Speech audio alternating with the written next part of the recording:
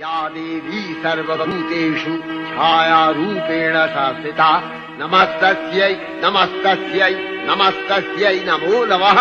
या देवी सर्वभूतेषु शक्तिरूपेण संस्थिता नमस्तस्यै नमस्तस्यै नमस्तस्यै नमो नमः।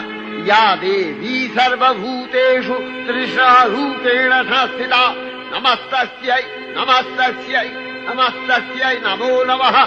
या देवी सर्वभूतेषु शान्तिरूपेण संस्थिता नमस्तस्यै नमस्तस्यै नमस्तस्यै नमो नमः। या देवी सर्वभूतेषु जातिरूपेण संस्थिता नमस्तस्यै नमस्तस्यै नमस्तस्यै नमो नमः। या देवी सर्वभूतेषु लज्जारूपेण संस्थिता नमस्तस्यै नमस्तस्यै नमस्तस्यै नमो नमः। या